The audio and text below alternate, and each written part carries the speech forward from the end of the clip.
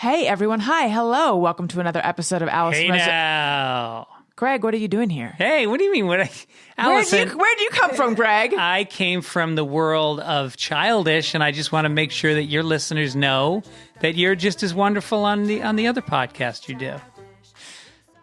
What if they don't have kids? Don't need them.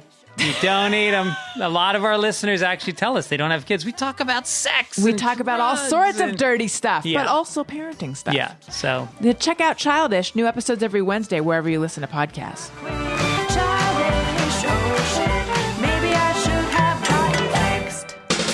Alison Rosen is your new best friend. Alison, with her good times never end. Alison Rosen, doing the wavy pencil dance again. Alison's your new best friend. Hey, everyone. Hi. Hello. Welcome to another exciting episode of Alison Rosen is your new best friend. I'm sitting here in the studio with my husband, Daniel. Hello. Hello. So we just did something new, just to let you behind the scenes a little bit before recording a show. And I don't think this is just us. I think this is everyone who does podcasts, maybe even everyone who does any form of entertainment that is recorded. You do, and this is a technical term, it's called a sound check. Where you check your sound. Now, usually people have their thing they go to, which is like 1, 2, 3, 4, 5, 1, 2, 3, 4, 5, hello. Or like I remember Bob Bryan used to do like, he had a specific way of, it was like 1, 2, 3, 4, and 5. 5, 4, 3, 2, and 1. I'm botching it. Oh, you know what I would do? I would go, hello, 1, 2, 3, hello, something like that. I know that some producers will do stuff like they'll say, so tell me what you had for breakfast today, which is like To get you conversational, probably. to hear what you sound like when you're conversational. Right, but to get the levels of normal. Yes, I guess. Because oftentimes people during sound check will do a thing where they're like, hello, I'm going to sound like this. And then they don't. They have the passion in their voice that they would have when discussing granola. I also, apparently, and I have not received this one. I feel like this one is more a public transit thing. They'll be like, tell me how you got to work today. Who doesn't get excited to talk about that? Honestly, that and breakfast, those are, well, I mean, I enjoy talking about food, but like those are pretty boring questions. In fact, the word I think they are, if there's a word anodyne, I think those are pretty anodyne. And if Tony were here, I'd make him look it up. But instead, I'm going to have to wait for a moment when I can look it up. If it's not technically correct, it's spiritually correct. Thank you very much. This was not meant to be a diatribe about the problem with asking someone what they had for breakfast, though. This was meant to be a chance for you and I, you and me, to celebrate the song that we just came up with during soundcheck, which is funny because using a song to check your mic is so silly because you don't normally sing during a show. But anyway, it goes like this. 1, 2. And by the way, this little thing that I'm doing, this snapping, counting off thing, has nothing to do with the time signature of the actual song. But I'm just still. Wait, we're gonna sing it. Okay, go ahead. Did you not want to? No, it's fine. I don't care. Go ahead. Wait, maybe I can try to do it in the beat that it was. 1, 2, 1, 2, 3, 4. A sound check. A sound check. Checking the mic. A sound check. Daniel, this is where you came in. A sound check. I don't think you're doing exactly the way you did it. Oh, I'm sorry. What did I do? It was a little bit more like a sound check, a sound check, a sound. And I went, a sound check, a sound check, a sound check. You had some syncopation. A sound check. You guys, I'm not trying to impress you with my big words. I must share something that just happened. So while snapping and singing, I began to feel really nauseated. Wow. Did you guys also? If I discover, is that a super nauseating song? Well, no, I'm wondering if you weren't hypnotized and told that if you snap your fingers that you should feel nauseous. Do you think that's possible? Have I gone missing in the last 4 months? I've been asleep for about 8 hours. I don't know what's been going on. I did just uncap the top of a drink. I did secretly avail myself of hypnotherapy multiple years ago. Do you know about this? Did I ever tell you this? It was weird. It was when you were working, so it was, not during quarantine. You had an office job, and I quietly was like, I'm going to try some hypnotherapy. And I feel like I never mentioned it to you. Did I ever mention it to you? I don't think you did. Isn't that so weird? Yes, it is so. It is so weird. What happened? Tell me about it. Okay, so and it was I got the name of the woman from a listener, but I'm not going to say her name. I'll tell you her name afterwards, just in case she is also keeping this a secret. So Stevie Ryan. Mm-hmm. So Stevie Ryan mentioned that she had done it and it helped her. Which, by the way, it is I think the 3-year anniversary of her suicide, which is very sad. Mm-hmm. And it is very sad. Weird.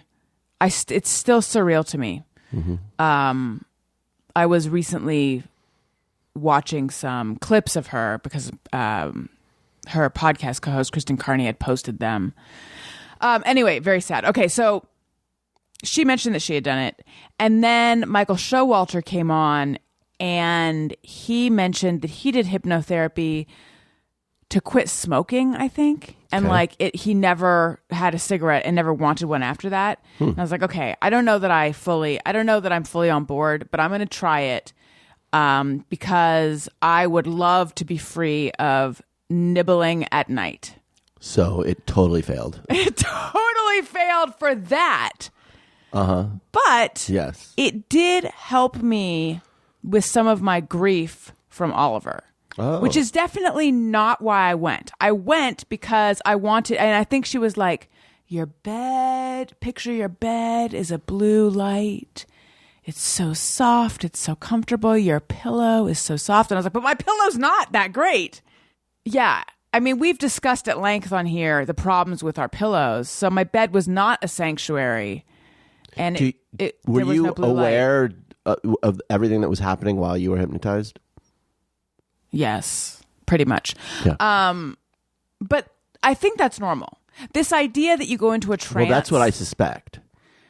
This idea that you go into a trance, that's like showbiz hypnotherapy. Yeah, that's just like a fictional version. Right. Yeah. I mean, there's like the induction of hypnotherapy. So there is some stuff they do to like put you in a state. Mm-hmm. And sometimes the way time passes is a little bit distorted. But that one of the last sessions I went to, she was like, imagine, a brand. I don't. The whole thing, and there were so many words that were big, and it was kind of distracting. And I was like, she's got to be reading this. There's no way she has this memorized. And then instead of being able to focus on it, I just was like, is she reading this? I'm really curious. I think wanted to you'd be open a my hard eyes. person to hypnotize. I think I'm actually surprisingly suggestible. Well, you're suggestible, but not hypnotizable. But anyway, the way it worked was the real, and I'm just going to give this one away. The realization I had, if anyone out there is grieving, the realization I had is nothing about not having some snacks in the middle of the night, but I was very torn up over losing our dog Oliver, and like I loved him so much. What do I do with I feel like I'm a person walking around with this like unrequited love. Like I've got all this feeling for him and there's no recipient for it. And I realized my relationship with him and the feelings I have for him, that doesn't really have to change. It just moves into my heart and it becomes internal, and I can still love the him that exists in my heart. Mm-hmm. This sounds a little foofy and a little silly, but for some reason it was like this epiphany, aha thing for me that it like resolved this, what felt like a problem I couldn't resolve in my head. Yeah. So that actually was very helpful. But anyway, I don't know if she was like, you're going to sing a song that goes like, a sound check, check in the mic, a sound check, and then you're going to feel nauseated. Yeah. It's possible. I mean, that's pretty wild that she would think that far ahead or, think of something like that, but you never know. Hypnotherapy Well, is one of those. She knew I had a podcast. If you go into hypnotherapy, there's something about you that's strange and mysterious. So who knows how what kinds of pranks you like to pull. Right. Another thing I remember is, so you'd get comfortable in a chair and they had a blanket if you wanted a blanket, which I did. But then she'd always go, no crossies. Like you couldn't have your legs crossed. And I wonder why. But here was the weirdest part of it. Maybe you're not fully relaxed. Right. So the very first session, they do this thing to like gauge how easy it'll be, I think, to get you into a state of hypnosis. And it's a lot of questions that are intended. And I think Michael Showalter had told me this. They're intended to scramble your brain. Yeah, I've heard of this. So it's like, I wish I had an example. My memory of the feeling of it, that it's like, do you not yes feel? Do you feel not yes? Like these questions that you can't parse them. They don't make sense. But then it's like, there's this moment where it's like, okay, your arm is going to raise. It's going to lift. And I was like, oh, fuck. What am I going to do? Because it's not going to work on me because I don't believe in this. And then am I going to fake it or am I not? And then all of a sudden my arm elevated. But I know how it happened because she's like, feel your elbow. It is pushing into the desk. It's grinding into the desk. And like when you do that, it does. But my my experience of it was that my arm just out of the blue went blah, blah, blah. That's the sound that your arm makes when it's lifting, and also when one's underwater. About how long ago was this? When do you feel like I changed? This was like 2016, I think. You mean in terms of the Oliver of it all? No, I was just joking. Oh. I didn't know that I did change in terms of Oliver. I think it stopped being a constant thing for you at a certain point, I could look at my receipts, and I don't mean that in the slang term, like check the receipts. I mean literally. Let's see. It was before I was pregnant with Elliot, and I got pregnant with him in 2016, so it was 2015 or 2016. I feel like hypnotherapy would also be good for people with anxiety issues, don't you? Mm-hmm. I mean, maybe that's what the idea is, but like... I mean, it's really therapy is what it is. It's just sort of a therapy with a binder. With a binder? The binder of her trances. Oh, I thought you meant like a magical binder. Like you get bound to she has like an object and you get bound to it. And she has a closet in her office full of everybody's souls. Is that what they call those? A binder? And now you are bound to me via this binder. It's been a long time since I've studied witchcraft, but...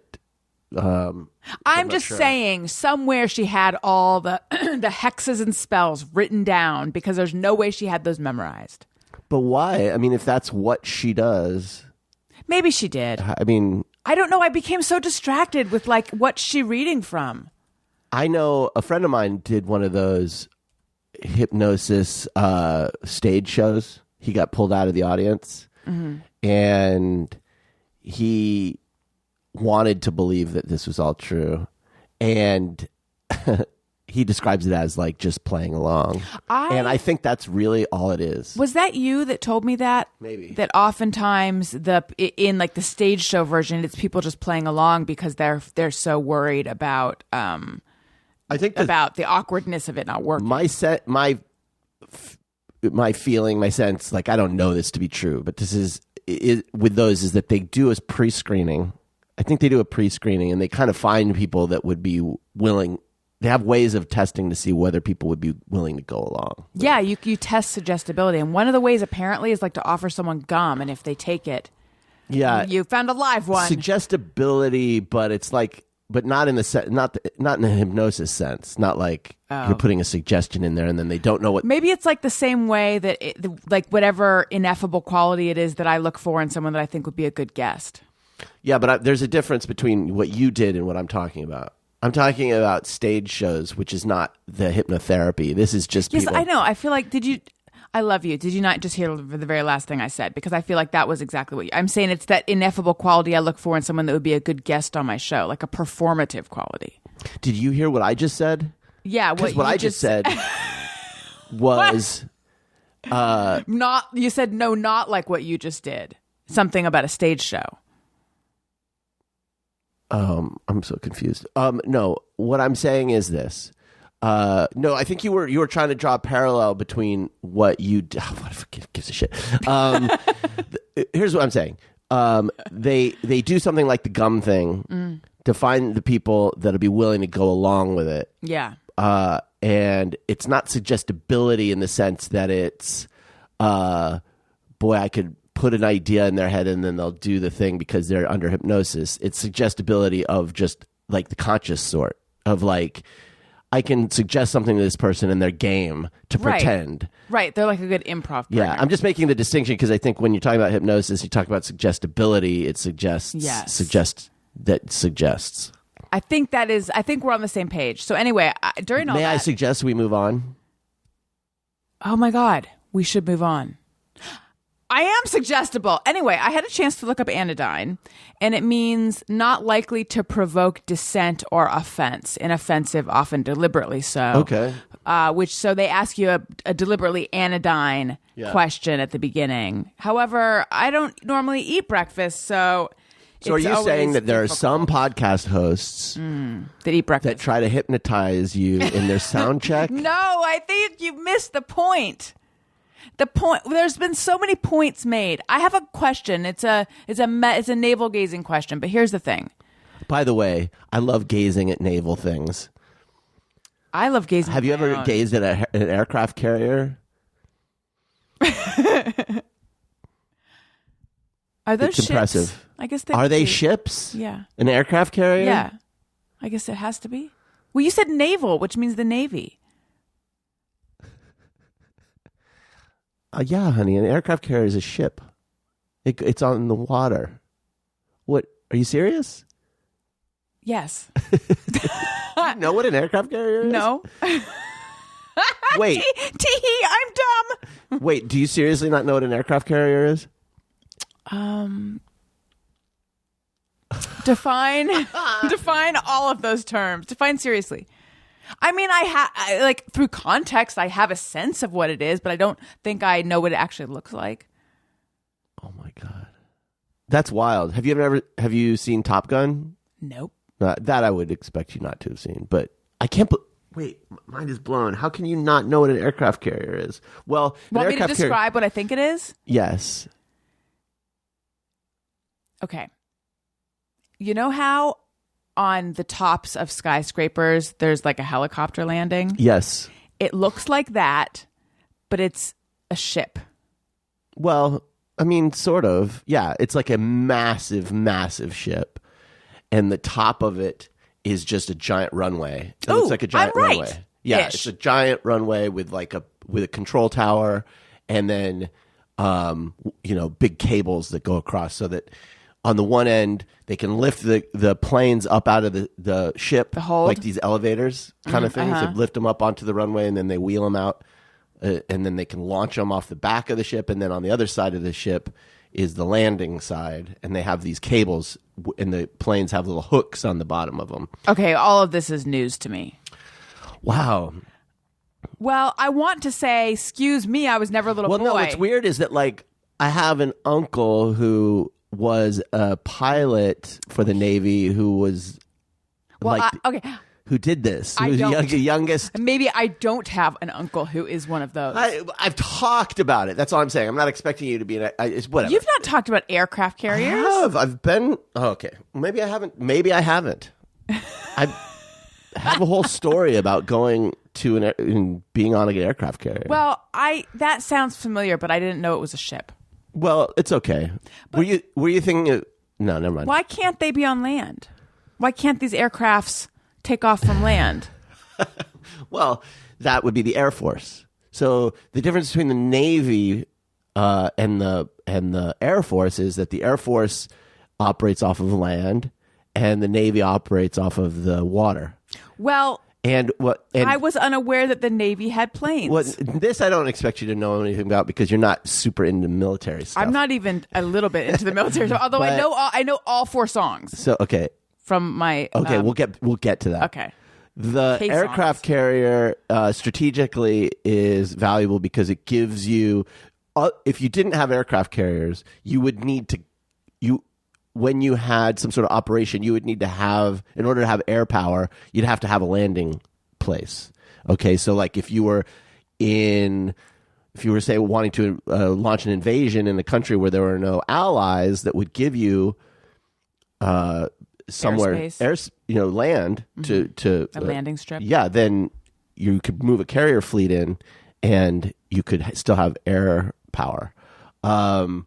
And it's mobile, and there's all sorts of other benefits. We have a number of them, and they're all very impressive, nuclear powered ships. Can I tell you in my mind how it works? Yeah. The Army runs around on the ground with guns. The Air Force flies with weapons. Yeah. The Navy does stuff in the ocean. And the Marines, they're special and they do all kinds of shit. You're not wrong. So then, if a plane takes off of a ship, that's the Air Force. Right. It's a. I understand your confusion. Also, there's the Coast Guard. Don't forget them. They're in the military? Yeah. They don't they're have a armed forces. song, do they? Yeah, it's like, we are the Coast Guard, yeah, yeah, yeah. Oh. Do. We like to sail our boats. That's not real. No, I don't know. Once again, we're tone zone here, but sadly you're just stuck with A zone. A zone. So the naval pilots are the like ones when we talk about Top Gun. Mm-hmm. Those are naval I had pilots. no what? Yeah. That is what a thinker. And I think Does everyone know that? I don't know if everyone. I mean, generally, when you think of like the Hornets and the the A-18s and the Corsair and all of these like famous sort of top. Sorry, I found the Coast Guard theme song, and we'll play it in a moment. Sort of these pop culture fighter jets. Those are Navy jets. But the Air Force fighter jets in pop culture. What did you? Just well, say? when you talk about like Top Gun and you think about those. What's like a F-16? Oh God, I'm not. An F-16. That's think Air Force, is, right? I don't know. Okay. It's literally. I think it might be Navy. Navy. People out there know. The Air Force, though, they operate like the crazy, like the stealth bombers and all of the big, huge cargo planes and all of the like bombers. And I don't know. I feel like with the Air Force, we have listeners out there who are in the armed forces. You can let us know what where we're wrong here. But it's like I feel like their stuff is a little bit crazier. Where it's sort of like. The Navy's just like we've got guys and gals who fight, who fly these like fighter jets, and in the Air Force, I thought the Navy is like we are on a ship, and the Air Force has that, but they also have like everything else that you can think of that involves just crazy. But you're air stuff. defining the Navy as we have got these fighter jets or whatever you just said. What do you mean? The Navy is we have ships, we do shit in the ocean. I thought, and with planes that fly off of those ships. That is a bridge too far. Yeah, honey, it's wild. It's a wild, wild world. Would you like to hear the Coast Guard theme song? Yeah, I'd love to. Semper Paratus. Okay, here we go. Paratus we played 4 years ago because my son So it's spoken word. had just graduated from high school, and he was leaving to go Okay, to college dude. now. So that's Oh the my good God. one. The theme song to the Coast Guard. It's called Semper Paratus, which means always ready.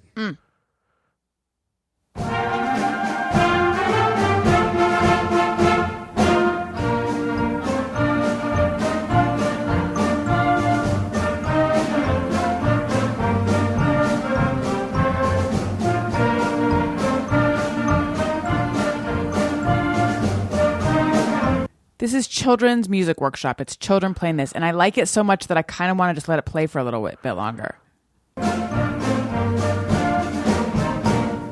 These are children playing this? Mm-hmm. They're pretty good. Yeah. It's a very happy song. Yeah. I could imagine this being played at Disneyland. Yes. That is what it sounds like. It sounds like a Disney song. I was Okay, like, so maybe you it's said like you could sing mainstream. all four Yeah, okay. of them. So here we go. Over hill, over dale, we will fight a dusty trail as those caissons go marching along. For it's high, high heave, and the bump, bum, bum, dum. Count off your numbers loud and strong. 2, 3, 4. Bum, bum, bum. I have no way of bum, knowing bum, if you're right bum, or wrong here.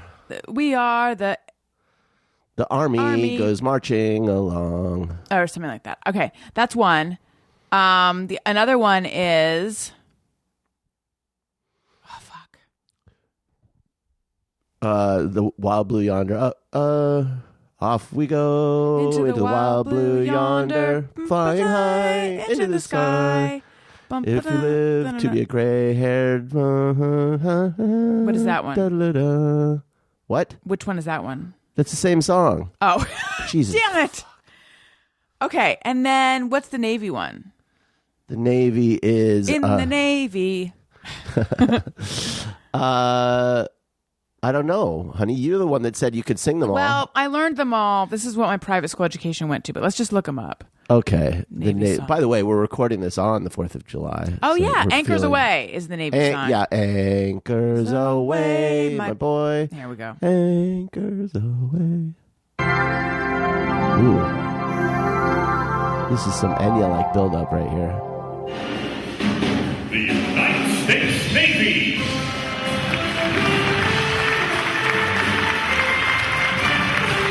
Okay, and so what are we missing? We're missing the Marines. Marines. The Marines now, are the Marines technically part of the Navy? Well, according to Mrs. Brockman, who taught our music class, yes. Ah! Sorry, that was very loud. Okay. In the land of Tripoli, the halls of Montezuma to the shores of Tripoli. Okay. Well, this is fun. Okay, hang on. No, we're going to Yes. get all of them. We're completists. But So we got- let's just be clear. You did not know all four. Yeah, I did. I just couldn't remember them. No, you didn't get it. I fucking know them. I just couldn't remember them. Oh, you know them, but you don't What did we remember missing? them. What did we get? Air Force? Yes. Which one is that? Off we go into the wild blue yonder flying high. So which is the Army then? Well, that was the one you made up. The caissons? Yes. Caissons? Is that really the lyrics? Yeah, there's something called a caisson. Let's see here.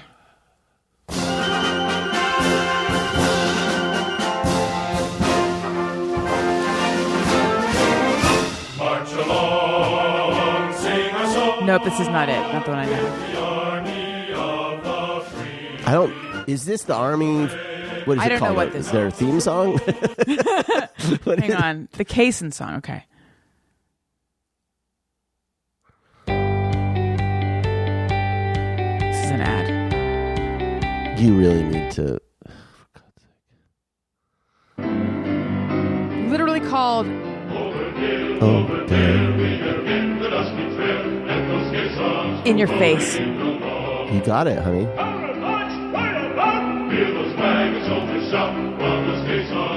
That's the Army song. I feel like they need to update all those songs, though. Like they're quaint Right, and they're like and they're nice, but like Computer. no, That's how it no. goes. Shh. They need to update them for modern sensibility. Like something a little bit with a little bit more of a good beat and some sort of modern lyrics, and not so marchy, horns. Do you want like and- some kind of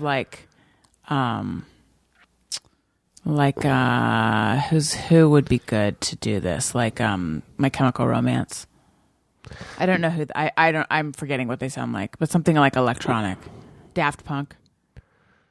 No, maybe like Lin-Manuel or someone, something that's got a little bit sure. more swagger. So you know what? If this weren't a show, I would be like, I'm sorry, do we have all 4? And I would force us to write it down. But I'm just going to move on because everyone would like me too. We got all 4. I don't know that we did. We did. So it is July 4th. Mm-hmm. Happy White People Independence Day. Yeah. It's a weird year to be having a... Well, you know what? I was going to say it's a weird year to be having a July 4th celebration, but I don't think anyone... I'm not hearing a lot of celebration. I mean, I'm on Twitter, I'm seeing that people are celebrating, but I'm not hearing much of it. It's such a weird fucking year. I mean, I know. We've been saying this. Wait, but it's you think this is weird? Yeah. I mean, it's like... What specifically? But just the fact that it's July 4th is something I can't wrap my head around. You mean that it's that late in the year? It's just like where we are in the calendar. Yeah. I don't know what this even means anymore. Usually, like, I don't know how you are, but it's like, in my mind, it's not just a calendar that you move through during the year, like a visualization of the year, but there's also like these sort of, it's like if you have a commute, right? And there's this drive that you do every day, and there's certain landmarks. Right. And those landmarks indicate that you're getting close to another thing, and those landmarks, so you kind of have this mental sort of idea of where you are, so that when you get to your destination, you've checked all those things off. Right. Words, sometimes you'll be distracted or like in a fugue state. And Yeah, all of a you're like, sudden how you did I show get up here? there. That's what this feels like. Yes, exactly. And right. That's perfect. And so it's like, wait a minute, what? Yes. Was I asleep while we Right. were going through this drive? Like, how the fuck did we get to midsummer? Right. Well, that is And- that sort of like, didn't you say that you were feeling really like disconnected and disassociated a little bit from what was going on, and you were told that that's from lack of stimulation? I might have said that. Oh, do you not remember already? I feel like I've said that. Yes. So we actually broke up our monotony. We visited my parents yesterday for the first time since all of this started. And it was, you guys, if you've listened to me for any length of time, I have a little bit of a complicated relationship. I'm very fortunate that they're still around. I have a bit of a complicated relationship with my parents. So it can be, I feel like triggering is too strong, but I can't think of what's minorly triggered. It can be anxiety inducing sometimes to visit them. Yeah. And yet I feel like because we've done nothing for 4 months and they've done, I don't know, it was like a very peaceful, pleasant visit. We got COVID tests Yeah, that was the day key. before. That was 2 actually days before. It's really scary to this unknown thing, right? And you're like, well, I feel like there's not much of a risk, but the analogy I use is it's like, someone said to you, here, you can buy a lottery ticket, same odds as winning the lottery, except winning means that someone you love dies. Would you buy that lottery ticket? And you're like, no, why? Why would I buy that lottery ticket? And so even though it feels like, there's no, it'd be fine, you just think like, yeah, but what are the odds? I don't know. So Well, my parents are older and in a high risk group. So that's the fear, is that like, whereas I feel like if you or I got it, I feel like we're probably not going to die. Well, but odds of course, are who knows? Odds but are like, better that we would. That doesn't mean Yes. we would. It just means that the odds are more in our favor than they would be in theirs. you mean So- that we would live? There's no That we would survive. Right. But whereas with them, I feel like it's the sense. The feeling I have is like, if my dad were to get it, he's not going to survive. It would just be. It just feels like Yeah, especially because he has asthma as well. So, but we got the COVID test, and we're negative. And yes, sometimes those can be like faulty, but it just felt like that combined with the fact that we've been in such like lockdown. That was a huge for peace the of mind. 2 weeks prior, we were already on a strict lockdown, and we were even stricter. Like I rescheduled a gynecologist appointment. Yeah. And we've been extra careful. So on the Thursday show last week, it was Joe Quazala, Tony, and Lisa Curry, and they had all been tested, some of them more than once. So I get the sense that some people are testing sort of frequently. And I can imagine if we are going to start seeing my parents more often, I can imagine getting the test more often. Like this was we had the antibody test, which I had to have a blood test anyway, so I just tacked it on, and then Daniel got one as well. We were negative for the antibody. But we hadn't had the actual test. So this was my first experience with that. I don't know how it is in other states. In LA, it's a free test. It's a bit of a clusterfuck online to find a place that's open, and then you show up, and we did the drive-through one, and it took, how long do you think it took? Like an hour and a half? No, it was like 2 hours. It was about 2 hours, I guess. Sorry, go ahead. Well, no, it was like you get into the car line, and it moves at an okay pace. Like, so you think that this is going to be sort of fast. Yeah, but then they do that thing. It's like a huge parking lot that Disneyland does, where they hide the line. Yeah. So it's like you drive into the parking lot and you see all the spots right there next to you. You're like, oh, this is going to be fine. And then you turn a corner, and then there's more, and then you turn a corner, and there's more, and there's more, and then it loops around and it zigzags, and you're like, oh, this took 2 hours. Which I was thinking about it. I'm going to go off on a slight tangent here, but it's like this. First of all, of course, is brilliant, because like how much easier is it to wait in line at Disneyland than, I don't know, at a place like Knott's Berry Farm, where they don't hide the lines or something. You know, when you walk up to a line and you just see how massive it is, you walk away. It's just like, oh, fuck this, and walk away. Like, but if you walk thought up, of going to Costco. I'm sorry, I didn't realize that Disneyland versus Knott's have different line hiding strategies. I think Disneyland pioneered the line hiding and really just is on another level with that, because you can walk in and it's just they enter each little area is entertaining in its own way, and sometimes you'll walk and you'll see the ride like pull up, yes, and you think I'm almost there, and actually you're like 45 minutes away. Yeah. But psychologically, like if you see that massive line, you're just like, fuck that noise. Even though that line might be half as long as the Disneyland line. And it's like, in life, this is actually this is good to keep in mind, this metaphor. I remember I'm still waiting for it. When I was running regularly, the first few times you do a jog, like let's say I'm going to do 4 miles, and I'm going to do this like route. Thinking of it as like 4 miles, it's like, ugh. Yeah. But then after you do it for a while, like, okay, I'm going to run to the church. You have these like, you don't stop thinking of it in terms of, because you get to know the route. You stop thinking of it in terms of like 4 miles. You start thinking of it in chunks. Like you go like, and so those are short. And then you go, oh, okay, now I'm going to jog to this street. Now I'm going to jog to this street. And in life, it's like, if you can get yourself to think like that, hide the line. Oh, I see what you're saying. So there's a thing. Yes, like you go ahead. Well, like if there's a thing you want to accomplish, whatever it is, break into chunks. I want to learn to play the guitar, or I want to do this project. I want to build this thing. It's like if you think of it in terms of the final project, the distance between you and the end result is so huge that you're just like, fuck it, I can't. Like the line is too long. But if you go, no, I'm going to hide the line. I'm going to be like, I'm not going to learn to play the guitar. I'm not going to be Stevie Ray Vaughan. Like that is too far away. That's too much of a line. But what I am going to do is I'm going to learn to play like 3 chords, and that's going to be an accomplishment. Yeah, I've heard because I used to bookmark a lot of productivity websites and blogs. Yeah, that was what I did. That's what I accomplished. So fun. I have quite a list. Bookmarking. My bookmarks are really they're all disorganized. You should do a YouTube video about how to bookmark websites. I remember pitching a story to the editor of the OC Weekly once. This was in the early days of the web, where I was like, what if every website I encountered, I went to it and I had to keep going to the next one? He's like, no.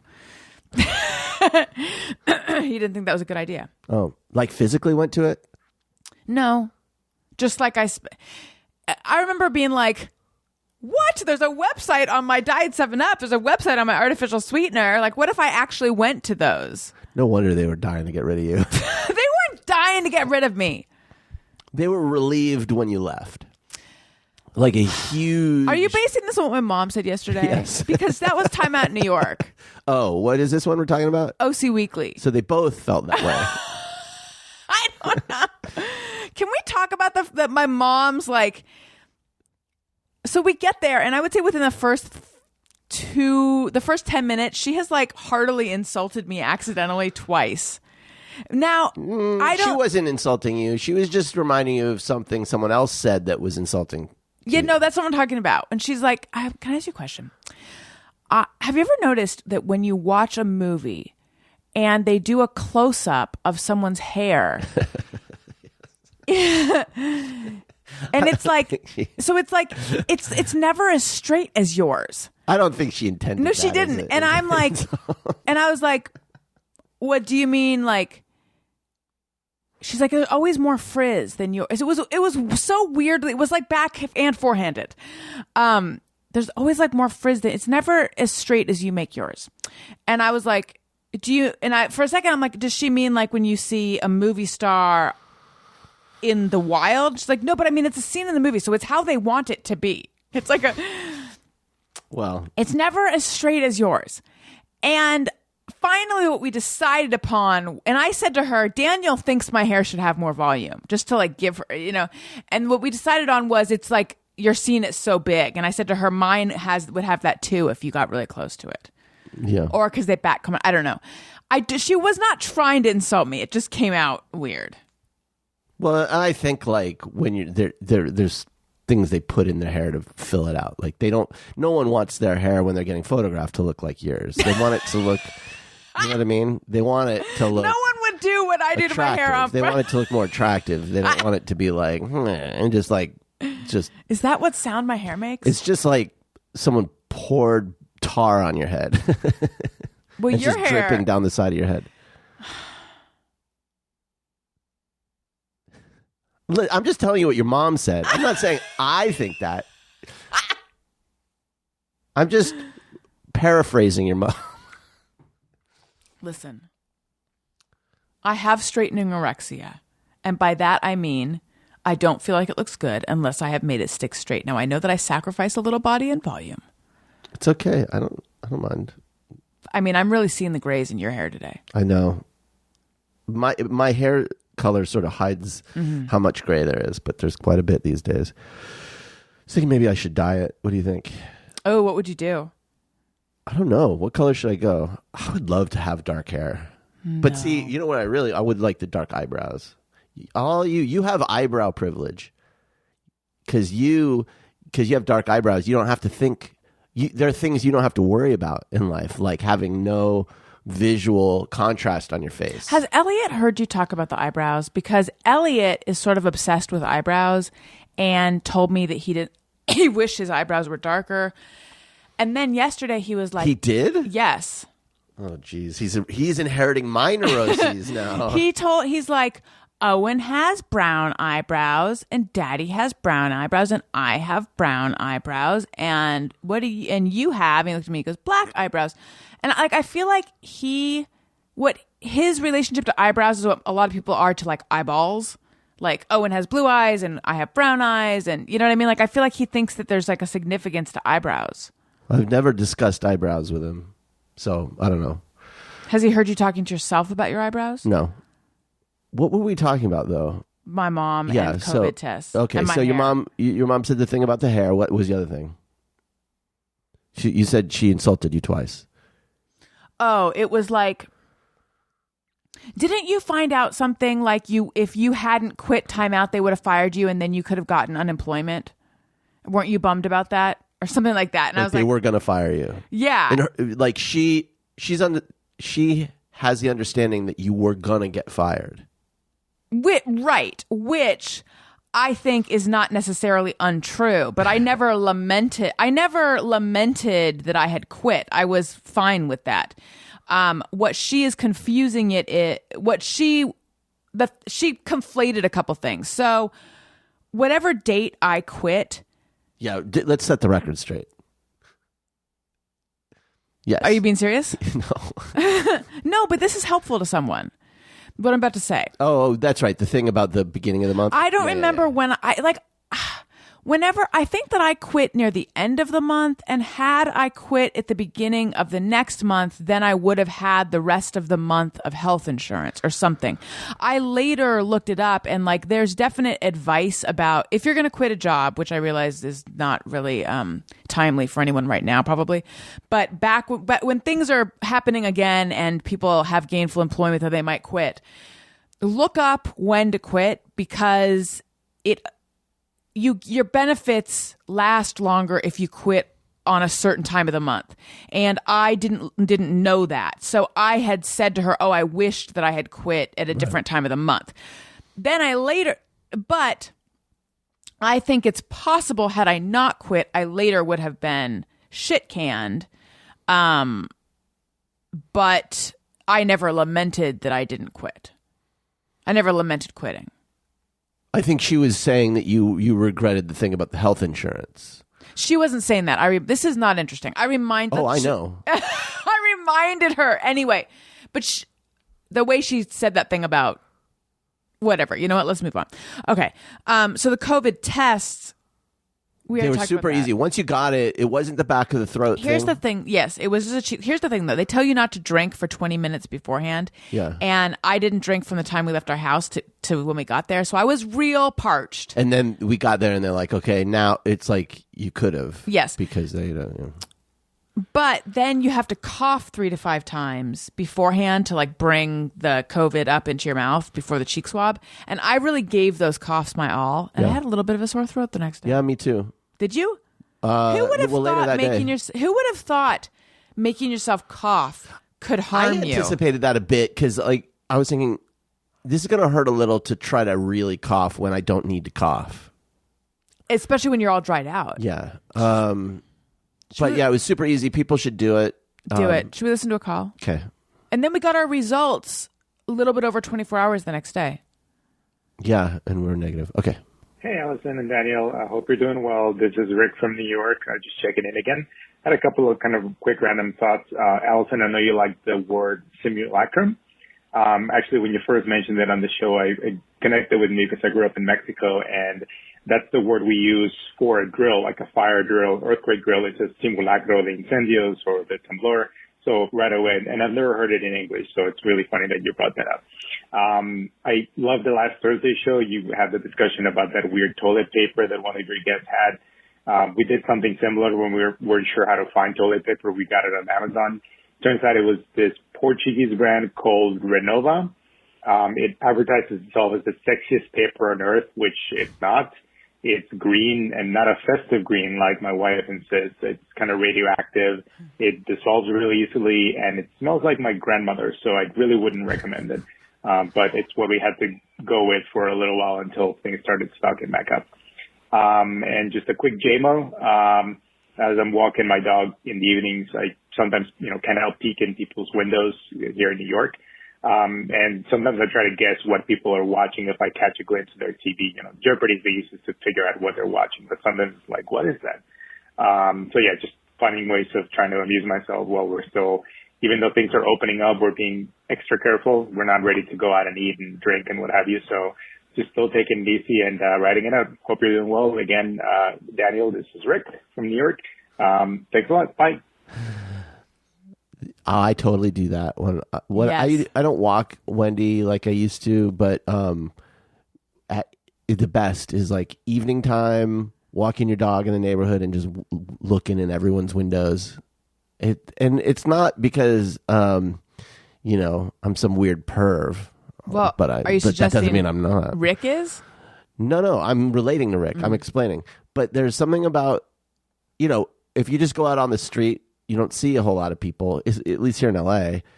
And so you can get a sense that there's no one here. But actually, there's a ton of people here. They're just all behind their doors in their homes. So when you walk and you see their windows open and the lights on, it gives you a sense of like community. And then the TV thing, I totally do that. Just yesterday, when we got off the freeway... Excuse me. Sorry about that. When we got off the freeway, you commented that the guy was watching Rick and Morty. There's a bungalow. Do you remember what you referred to the bungalows as? Bungies. Little bungies. Because they're like tiny bungalows. Tiny little bungies. So you get off on the exit, and then there's like a stoplight, and at a T intersection, sort of, right? And so you're looking straight ahead into the living room of a little bungie. And they had their TV on, and I was like, oh, they're watching Rick and Morty, which is great. But I thought, how miserable to live there. In a tiny bungie by the freeway? Where basically your living room window all night and all day, cars are just, especially at night, like all their headlights are shining into your place constantly. Our bedroom windows look out on our backyard, and I still keep the curtains closed all the time. So it amazes me people whose bungie faces the freeway. I know. And I'm always amazed at people who just generally have their living room Right. blinds open. There are people in our old neighborhood who would have these, we lived in a neighborhood that had older houses.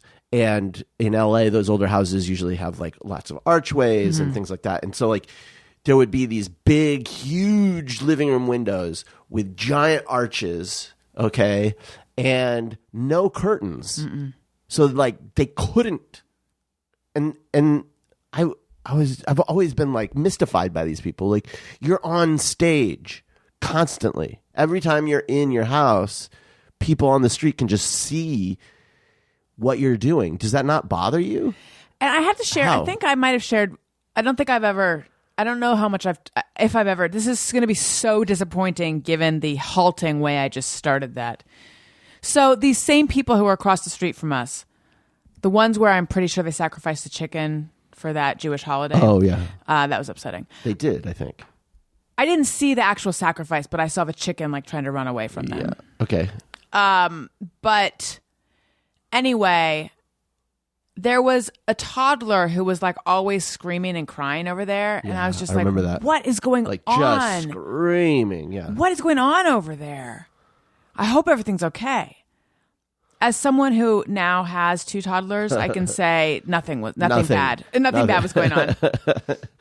Yeah, the stuff that oh my God, Elliot's whoo boy. There's like this constant expectation that you can read his mind. That he wanted to do something that he wanted to do that he never told you he wanted to do. Like, but you should know, like, he freaked out yesterday morning because he puts Wendy's scoop of dog food in her dog bowl, and then he puts the bowl on the ground. I hold the bowl while he puts the food in, and then I give it to him and he puts it on the ground. And I don't know what happened, but I put it on the ground. And he was so like betrayed. and then the only way to get him to settle down is to undo it all and try. I mean, it's just like, you know what? I wouldn't be surprised if they plotted together because I'm like, fine. And I just gave her more food and we redid it. yeah. I wish I could remember some examples, but a lot of it is just crazy. What was the thing yesterday where you had deciphered what it was he wanted? He was asking where something was, and he wanted to ask you where it was, and he wanted you to tell him. Oh God. Anyway, it's just like, And it was on the counter. Or so, is that what you mean? yeah. The details aren't important. The fact is, like, you're just being fucked with. You're just being fucked with by this kid. But of course, you know, obviously he's not trying to. But it's, oh man. So yeah, the breakdown and the screaming and the crying and the, oh my God. Unrelated but related to Elliot. Can I tell you? Have you noticed that there's four times of day? Morning time, daytime, evening time, nighttime. Morning Yesterday time he was trying is to the decipher time. afternoon Oh, in the car. He was trying to get me to explain afternoon to him. Yeah, I can see how that's confusing because especially this time of year where it's like it's light really late and we're calling it night right. even though it's still sort of light outside. But I just mean the fact that he thinks morning is called morning time. Like he puts the word time at everything. Yeah. It's... Yeah. He's been much better with Owen though lately, and Owen's reaching an age where he starts to get fun. Yeah. Like about 1.5 is where they start to develop that personality, and he's laughing a lot. He's walking a little late, but he's starting to walk. So yeah, and How would you describe Owen's personality? I think that he is. How do you describe the personality of a 1-year-old? He is a fairly light spirit. He doesn't seem to get like really sad about things. He puts up with a lot. Like I think he puts up with a lot more than Elliot put up with. Elliot will get upset about things, and Owen's pretty chill. Because you've described him as like a simple guy before, and not you don't mean not smart, but he's like, a man of simple tastes, Right. Simple needs. Like the little things really amuse him. He doesn't need all the bells and whistles. Just put a thing on a thing and then take it away. That's all he needs. And he has these little projects. Yeah, he just gets very like focused on his business, and that he has to do his business. And like, how would you describe Elliot, personality wise? I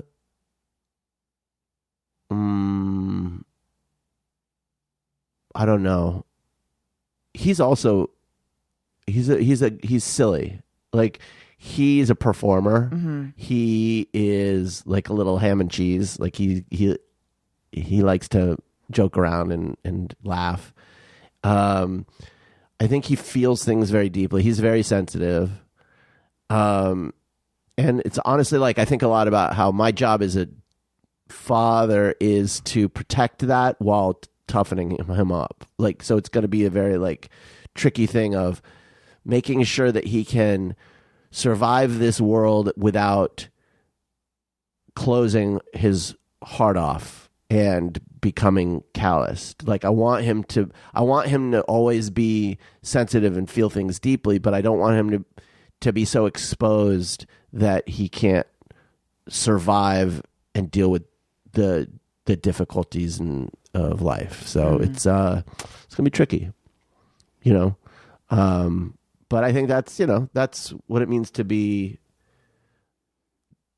a man in our society, which is I think to be a really good man is to be sensitive and tough. I mean, really a woman too, but I mean specifically we teach men to be only tough. Men are taught to be you have to be tough, and any kind of sensitivity is a weakness. And what I'm saying is, no, you've got to find the way to be both, and that's actually even tougher.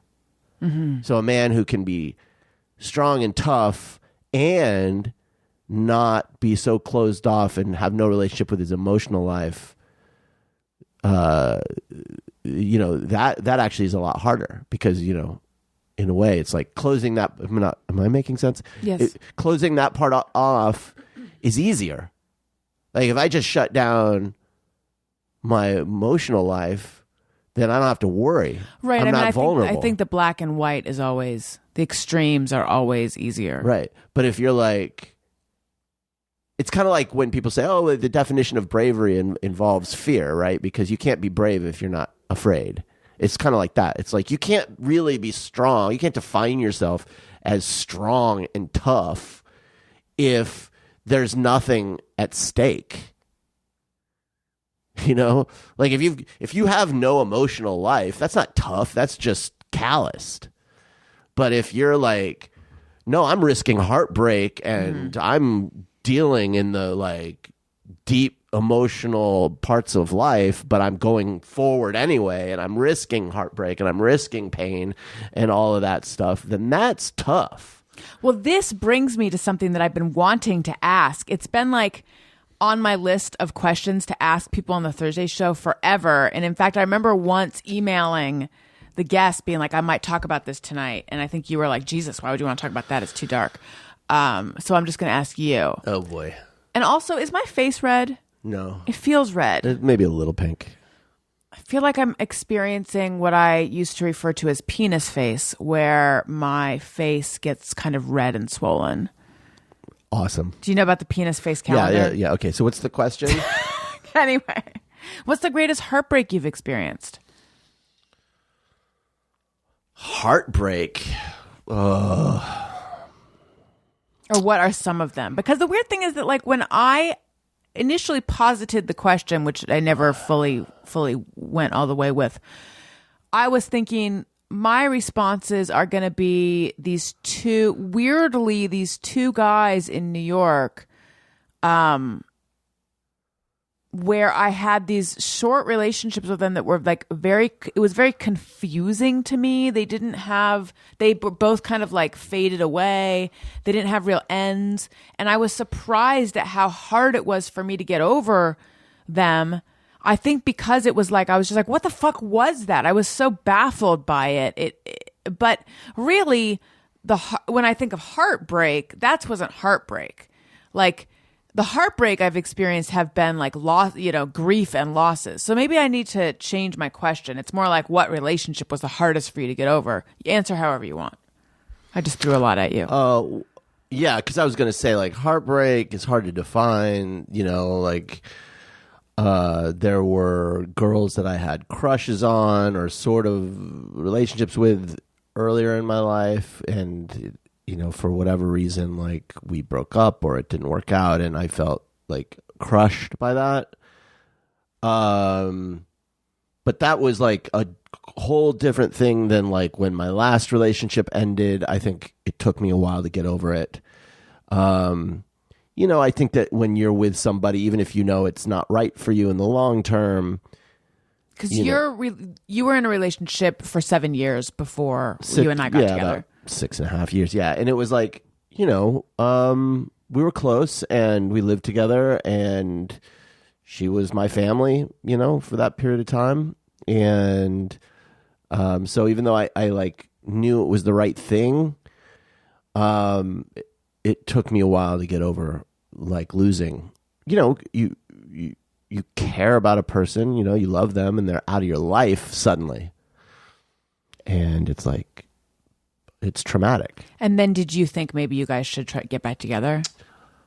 I definitely wondered that. There were certain things that, like, every time I would go, like, maybe it could work. I miss her and I want to, like, but then you go, like, there were certain things where you're like, I don't know how to resolve that thing. There were reasons why it didn't work out. And, once you remember what those things were, it's like, it's just... Did you guys give it a go, though? No. You didn't? But I thought you both were wanting to get back together for a little period of time, or just maybe... No, we reconnected and sort of were back in each other's lives for a little bit. But there was never like we should get back together. I mean, yeah. I mean, maybe, I can't speak for her. Did you ever sleep together after you broke up? No. Really? No, we didn't. Look at you with your cleanness, clean breakups. Can I share with them what? The morning of our second date, you had been helping a friend move, and I found out it was her. I think I told you that at some point. You did? Yeah. No, it wasn't a secret, but you didn't tell me that day. You just said you were helping a friend move. Yeah. I mean, you and I were new, and I didn't... We were brand new, and we were just friends and at that point. I helped her move, and yeah. I mean, I was there for her for a while, and then I sort of let her down, and it was, I don't know, it's not worth getting into, but yeah, I mean, I still miss her as a person, it's like... It was a part of your life. Yeah, like, you just wish that there was a way to kind of check in, and every time I've felt like, I should reach out, and I just feel selfish, like I'm doing this for my sake. I don't know how it would affect her. It's sort of like, I can imagine getting an email out of the blue from somebody and it being like, ugh, like someone stabbed you in the chest. So I don't know. Can you inquire about how she's doing from mutual We don't friends? have any mutual friends. Not even that one friend? I don't think he's in touch with her. So like, that's one of the bummers. I can't really, and she's shut me off on Facebook or whatever. So She blocked you? Yeah. I understand. I could find her. My stomach just growled. I bet in she's blocked excitement. you. Really? Yeah, I bet she has. We can get around this. I don't know. I want to give her privacy. It's like if she doesn't want me to see, she doesn't want me to see. Like, that's fine. I respect that. I just want her to be happy. All I want to know is that she's happy. So yeah, but heartbreak, and then there's death, right? Like, that's a different kind of heartbreak, isn't it? What's a situation where you were like, I have to pick myself up off the floor and like rebuild again? Maybe the breakup. I'm answering for you. Jesus, maybe a breakup this from question. her. I don't know. Yeah, I guess. Yeah. Like, I don't know if I've ever felt it in that sense, like I'm so devastated that I can't like get off the floor. Well, what about when you couldn't do your student film because you weren't able to raise the money that you needed to do your student film in college? Like, I know that was like a very big thing for you. That wasn't a money issue. That was I wasn't chosen. The faculty at USC. Did I just do to you what my mom did to me? No, it's fine.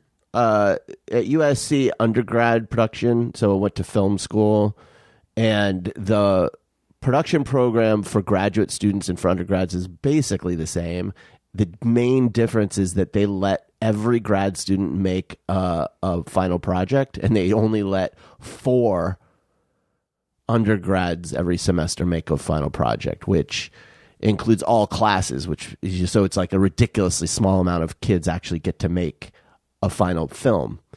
And the process, this is one of the things I have a real problem with USC with, but it's like, it's extremely competitive, and there's a whole selection process. And I went into it totally naive without any I was so fucking naive. I just thought, like, I'm going to art school and it's gonna be like we all get to make art together, and it's like USC's like, no kid, this is a fucking just a boot camp for the film business and the competitive nature of the film business. And it's like, okay, well, that's not what I wanted. But the first stage is that, like, they weed down your class to a certain number of kids who are allowed to even pitch to be the ones who make that film. And I didn't make that cut. And I felt I should have made that cut because I felt like I had shown myself to be my film that I'd made previously had been really good. And I didn't realize that there was like a whole game you had to play that I just wasn't aware of and didn't know I had to play. That when I found out that I couldn't pitch to do the final film was devastating. It was absolutely devastating. I did not know how to handle that because to me, without that film, I had nothing to show for film school. I didn't have, I had other kids that that I was in, that were peers in my class whose parents could give them money to make movies. This is back in like 95. And in 95, in order to make a film, you had to shoot it on film. You had to like go out and, and editing equipment was extremely expensive. Like everything was really fucking expensive. Like to make an 8-minute, later when I tried to make an 8-minute film, it was like $30,000. Like I didn't have that money. And so like this was my only chance. If I wanted to direct movies, if I wanted to make movies, this was it. And I didn't even get the chance to pitch myself to the faculty. And without that, it's like I was graduating that year at the end of the year, and it was like, sorry, kid, you have... Did a lot of you feel that way? No, I don't know how anyone else felt. I know other kids who didn't get selected went off and made films anyway. Oh. Because their parents Right. gave them the money or whatever. And you know what? I don't blame them. It's like, these are my friends. Like, God bless. And they made cool movies, and like, I'm happy for them. But I couldn't. For me, I had to get work because I didn't have anyone paying my rent. And so for me, it was just like, that was it. Now, that doesn't mean that there weren't other ways to have gotten there. But like, to me, I didn't know how. And I went to the faculty. They had this guy who was like a this fucker, man, I have so much bitterness. I have a lot of bitterness towards USC. I gotta just be honest about it. But they had hired this guy who was this former agent at William Morris, a really famous agent. He was retired, and they put him on staff at the film school. And his job was to help students after, sometimes in a very Like the career department? yeah, basically sometimes he had a Rolodex, and it's with some kids it was he's going to literally just get you work. He's going to introduce you to people and you'll be able to do that. Or just be an advisor or whatever. And you could have, schedule a meeting and he could help you. And so I did that. I was like, I have no idea what to do. And so I had this meeting with him and he's like, all right, well, what do you want to do? And I told him, well, I want to write and direct. And I'm like, but I don't know how to do it. And he's like, well, you're just going to have to write and direct then. And it's you are the most useless fucker I've ever, no shit, Sherlock. I have to oh, really? Asshole. How about giving me some actual fucking advice, you dipshit? But I had friends who was I guess if I wanted to be a cinematographer or something, it's okay, I can get you as a first, or assistant camera on this show or whatever. So I was just I don't want to get into my whole, I mean, I do want to, but I'm going to bore everybody. Of course I want to. Yeah. But anyway, yeah. What were we talking about? Oh, heartbreak. Mm-hmm. That was probably my biggest heartbreak. Because I think I understood on a deep level that if I was ever going to be able to do this thing, it was now an infinitely harder for me. And there's no guarantee that if I had gotten that film that it would have gone my way. It's not like the kids who did do those movies went on to have big successful film careers, or rather as directors. Some of them have had successful careers, but not as directors. Yeah, I was just I knew there was no other way for me to make a movie, and I didn't know how to get there otherwise. And so that was it was like the death of a dream. And how old were you when that happened? And not just a dream, but a belief that I could really do this. Because every time I had directed and every time I did, I felt like I can do this. Is really something I can do and I can do well. And I was just I'm not going to be able to do this. Well, how old was I? 21. That's so interesting because mine happened when I was 21 too. Yeah. Yeah. And then just the realities of trying to survive and make a living. And it just was too much to try to figure out how to do that and be on any kind of track to be a director or whatever. It just it's a whole long story. My story. The Daniel the DQ method story. Yeah. Hey, what's happening with Quabi? I should do it. The reason I haven't done it now is because I think people will be like, huh? Because I'm so far from the initial joke. I didn't do it weeks ago because of Black Lives Matter. It felt too trivial and stupid to be doing this silly thing. And now I don't think people even know what I'm talking about with Quabi. But I'll do it. Oh, this week I think I'm going to do some Twitch. If you want to hang out and chat with me, sign up for Twitch because I'll tweet it out and then I'll just kind of hang out and we can just chit chat or whatever. Let's talk about the pregnancy test, which I talked about it on Childish. And then I posted a photo of the pregnancy test that said not pregnant. And people were like, oh my God, you're trying for a third, blah, blah, blah. And I just want to clarify. Okay, so my period was super duper late. My period has been sort of irregular lately. And it was super duper late. And it came on day 40. But before that, I was like, oh my God, could I be pregnant? I don't feel pregnant. It doesn't make sense. But if I go to a doctor, the first thing they're going to do is, they're going to want to know. And I can't say 100% I'm not. So I'll just take a pregnancy test. And in between when I decided to take the test and when I actually got the result, I was like, oh my God, what if this is sort of like Wendy Molyneux, who had been trying forever to get pregnant and didn't think she could. She'd even gone to my fertility doctor. And then, she was fostering these 2 boys, and then they ended up adopting those boys. And I think at that point, I don't want to speak for her, but I think at that point she was like, well, we have 3, because she has her older one. Well, we've got a full family now. And so we're not going to keep trying. I'm not going to keep trying to get pregnant. And then like miraculously she got pregnant. Right. Completely naturally. And you hear those stories. And I was like, what if, like, yes, it took so much intervention and so much money and so much work to get pregnant the last 2 times. I don't even think I can get naturally pregnant. I have endometriosis, etc. But what if it's just, oh my God, like I almost wonder if more than wanting a kid, it was like the ego boost of like, I'm a miracle. I'm a miracle at my age with my and also Like People Magazine would do a feature on oh you. my God. And like elderly world's oldest moms. That'd be so terrible. I know. Can you believe this woman had a baby at her age? It really would be like that. Yeah. But also I think with quarantine, just, for the last many years, the focus of my life has been pregnancy. And it's like, even though I hated being pregnant, it's something I know. And, it would just like give shape to my life right now at a time where everything's up in the air.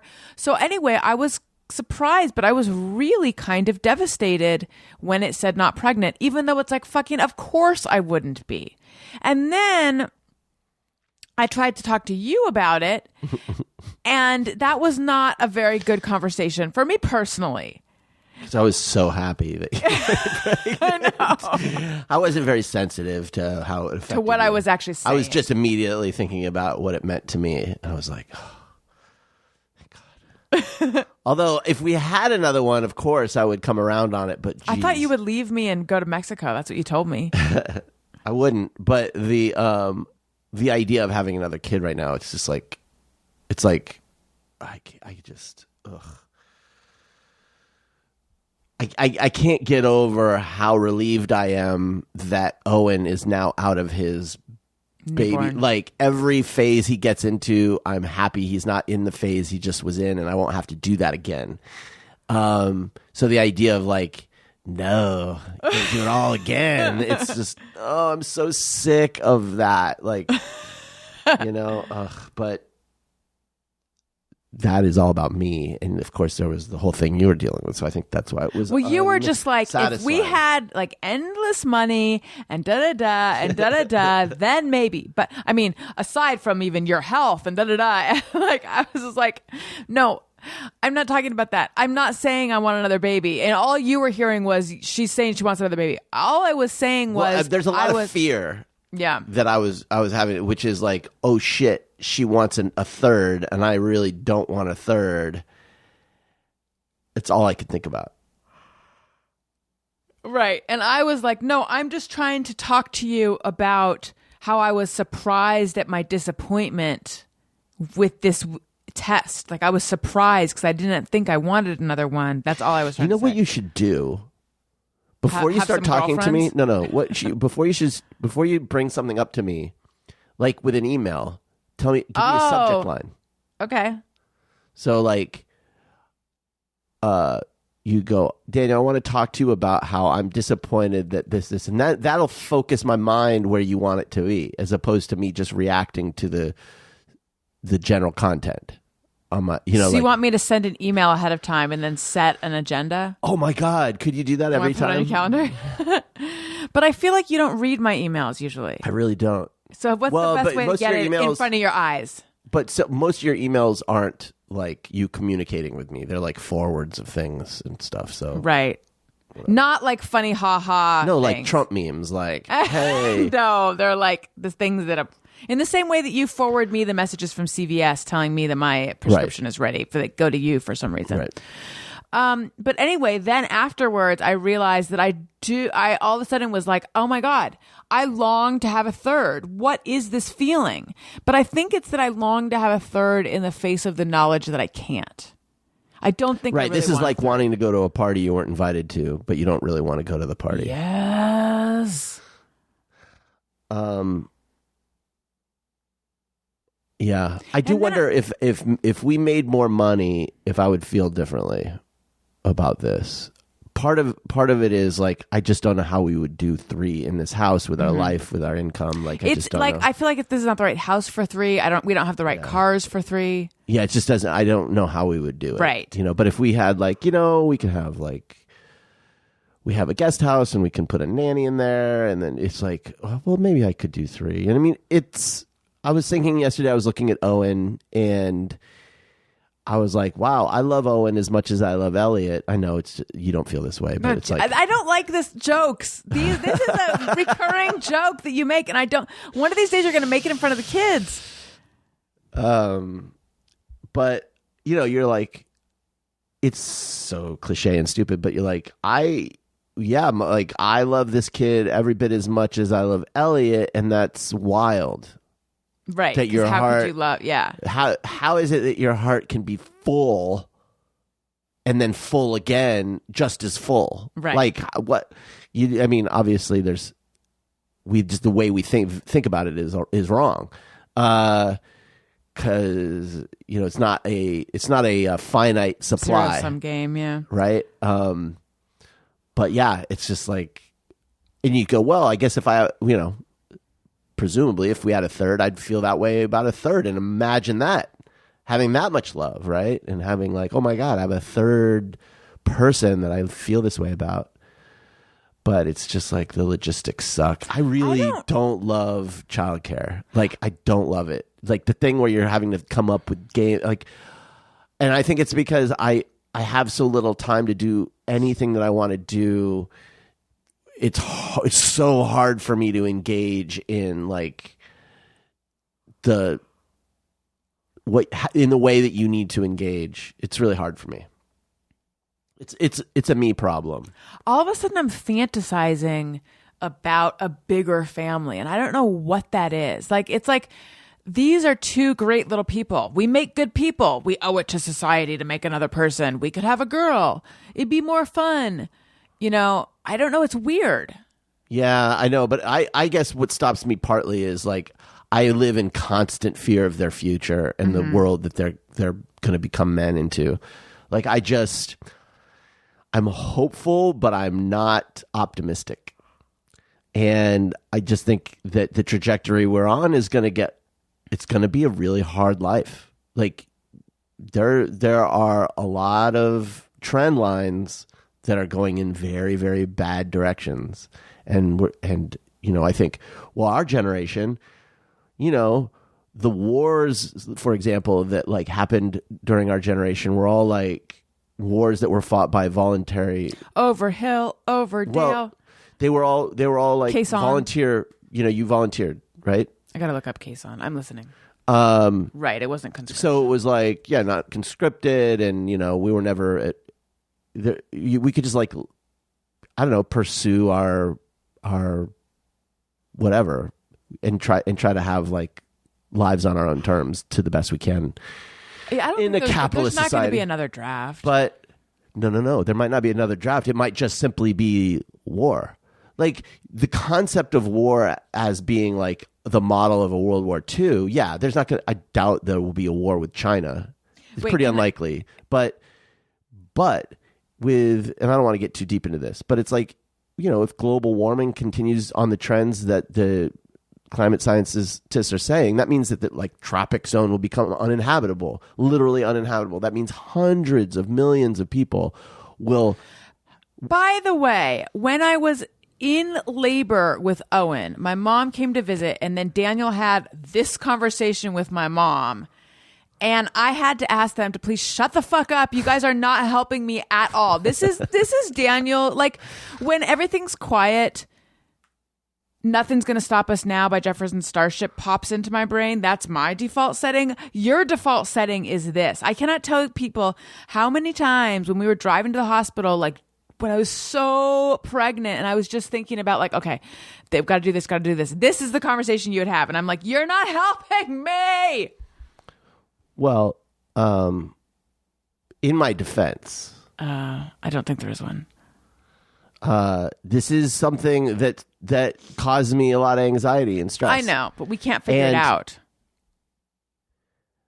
I guess that's not a helpful thing that I just said. So I am, in these instances, I'm sharing with you something that's stressing me out. And I'm not hearing you. And it's stressing you out, and it's fair for you to say, like, hey, not now. Yeah. It's totally fair. I don't mind. Of course, on the flip side, you never share any anxieties with me ever, and I never have to, take on some of your anxieties and stresses. Well, you're welcome. So that's nice of you. I know. Thank you. You're Oh, wait, saying- no. What I mean is you always fucking do. Always. I'm realizing the irony. Yeah. So I just think it's like it's natural. Yours are on a different order. Yours are different. You stress about different kinds of things. They're shorter. I think about the fact that our generation didn't have to fight a war, and our boys very likely will, and that stresses me the fuck out. And with this, what I believe is an understanding about where we're headed, I get really mad at people who don't do everything they can to mitigate it, and in fact are supporting the things that are getting us there. So this is something I haven't been able to resolve. I wish there was like a way to put my brain on ice. To when? I don't know, some future date where everything is fine. So just to circle back, because now I feel like people are like, are they going to try for another kid? Is she going to talk him into it? Here is the thing. The last many times we tried to retrieve eggs, I did not get anything usable. So I think that even if I could convince Daniel, we could go back to my fertility doctor. We could explore it. We could do a few more rounds. But I don't in my soul, I don't, or my gut or my brain or wherever the seat of knowledge is, I don't think we would have any luck. And I think it would just be expensive, and it would be putting my body through hell again, and it would be sad. And, those last... Expensive. Right. With Elliot, the stimulation, the giving myself shots and stuff, I took it in stride, really, with Elliot, and before Elliot. Yeah. But then when I did it after Elliot... I was like, it exhausted me for some reason. I don't know if it's because I was older, it's because I had a kid. I don't know what it was, but like it was much harder physically to do it.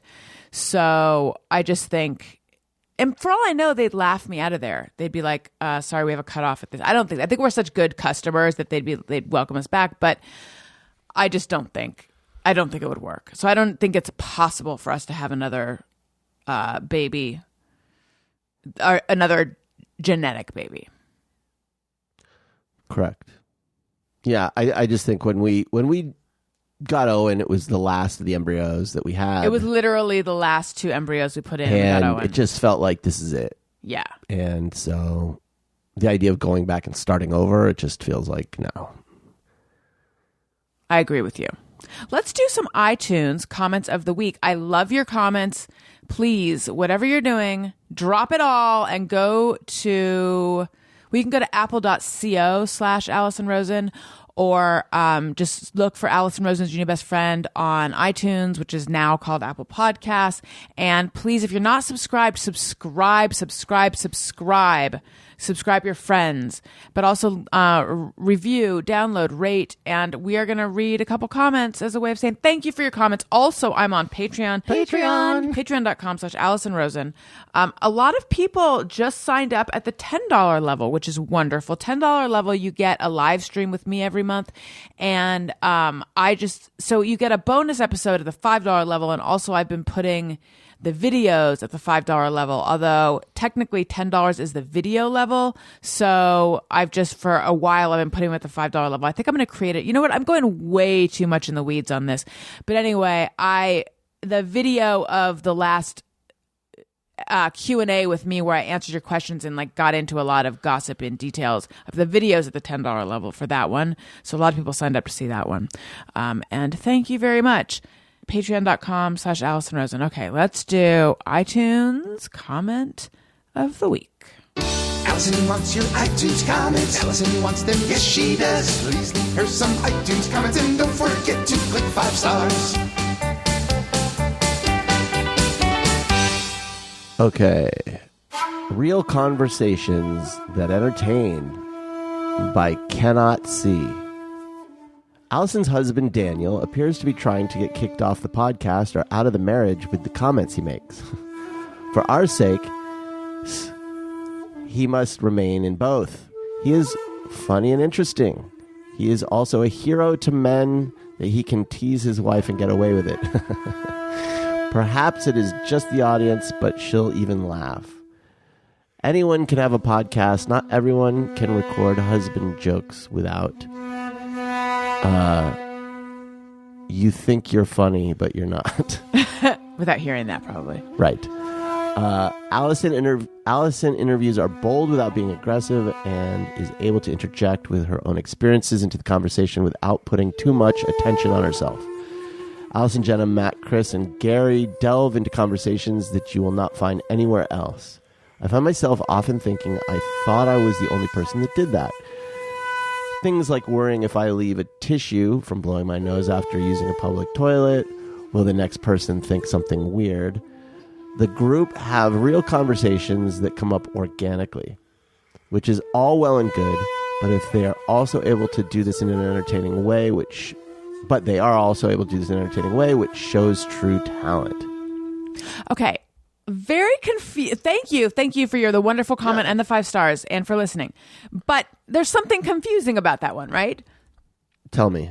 He's talking about the Thursday show of yesteryear, but like at the beginning of it. So, 2012 to 2014. But he's talking about current day you. Because it's tempting to go, this is just someone who has started from the beginning, because people do that a lot. But then they wouldn't be listening to the So new. I don't know what's going on there, but I like it. Maybe they're doing both. Maybe. Yeah, Alison, I give her a hard time, and it's a fine line. I try to only give you a hard time on things that aren't really sensitive topics, and sometimes I go too far or whatever. Like, but what's an example of a time you went too far? Is there one that's coming to your mind? No, no. I know that it's happened before. It has happened though. It's it's not an easy thing to do a podcast with your wife and other people. I feel like it's a little easier when it's just the two of us in terms of knowing where the line is. Yeah. But when it's other people and everyone's going for the joke and stuff, it's like, what was that? No, I'm just trying to... I think with you, it starts with you having a healthy sense of humor and a sense of humor about yourself. Like you do, yeah. So that allows me to tease a little. I try not to tease in a way that's too like hitting you in places that are really vulnerable. Do you know what those places are? Yeah, but I'm not going to talk about them. Yeah, no, don't. I'm just curious. I think at the beginning of our relationship, I was like, oh my God, this guy is stepping in it so all the time. Yeah, I know. I learned the hard way. And then when we were doing the Thursday shows, sometimes I'll like make little jokes that I know you get are jokes. And sometimes I would look over and I've worried, for example, that like Allie Ward thinks you're awful. Thinks I'm awful. I know she doesn't though. I don't think she does. No, I don't. Well, I don't actually know for sure. I don't think she does. I'm like, boy, she's like so mean to you. And of course, I would never. I mean, I think the world of you, and like there's all these like really positive things that I feel and think about you, but it's just funnier to. That's not funny. Well, I would like to hear some of these unfunny things that you think the world of me about. Yeah, I can't think of any right now. I dare you to give me one compliment. That's shit. Heartfelt. Okay, Tony, cut out the 10 minutes of silence while I think of it. No, I think you're an incredible wit. You're so funny. You're so fast. You are. You're way smarter than me. I'm an incredible witch. I'm funny and fat. Excuse me. You're way smarter than me, and that's nice. You have a great memory. Okay, stop. You're right. I didn't enjoy it. You didn't like hearing nice things about you? No, I do. I was joking that it is not interesting, but I feel like I forced you into saying these. So, Well, I'm telling you what I question really the think, veracity though. of them Why? because I forced you. But I wouldn't make anything up. Okay, we'll keep going. Then. Like, here's how it would sound if I didn't believe these things and I was trying to make things up. I'd be like, or I would be like, I really think that you have a nice car. Let's see, you're a unique individual. Oh, you know, there's only one of one the things of I like. you? There's only one of you.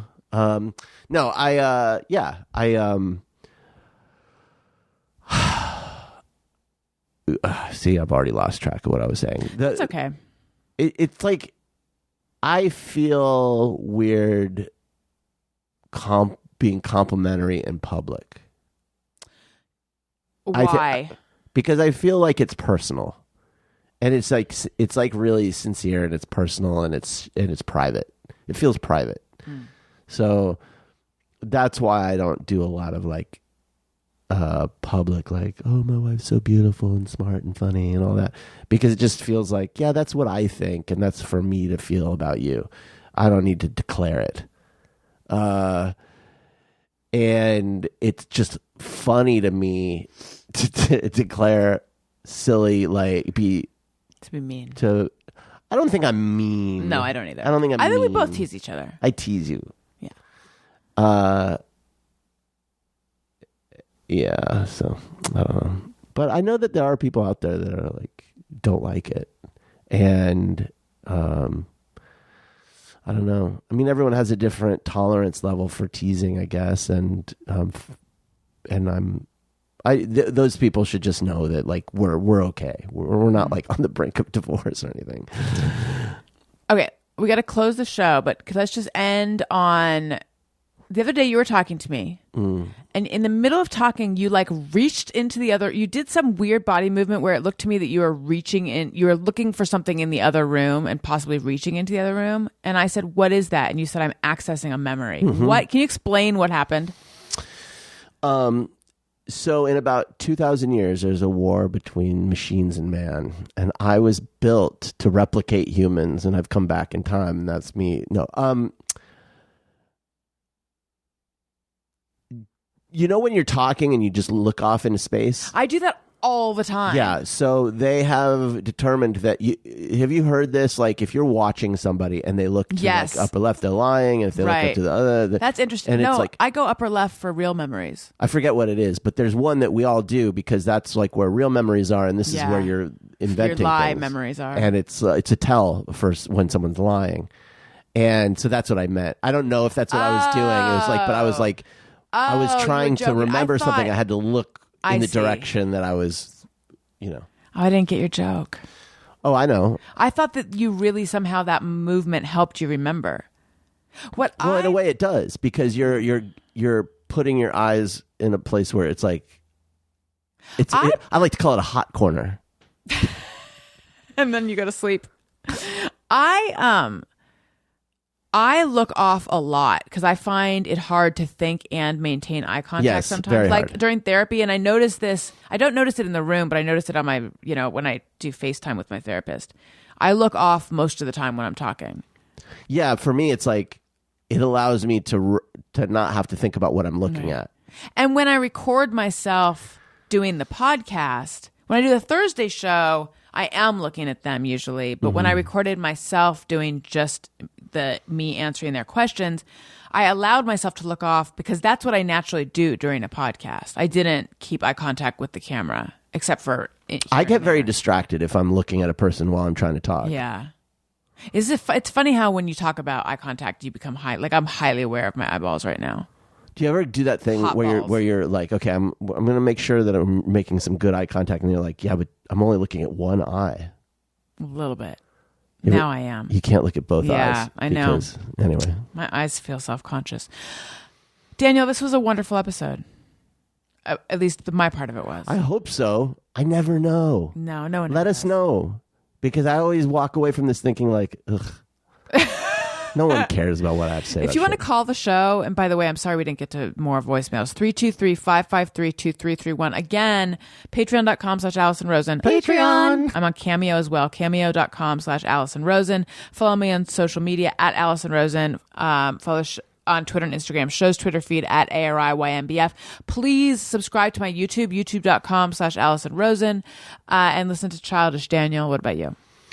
Well, you can follow me on Twitter and Instagram. Sign up for Twitch because I want to, I'm desperate to just chit chat with folks online. I noticed my Twitter has gone down. And you know what? You are the few and the proud. Those of you who still follow me on Twitter, the rest of you, I'm so disappointed in you. So disappointed. Should we end on that note? That seems like a bleak note. And I will try to get Quabi out there. It's important. People are waiting for Quabi content. And so that'll be on Instagram. And that's it. Thank you for listening. I love you. Goodbye.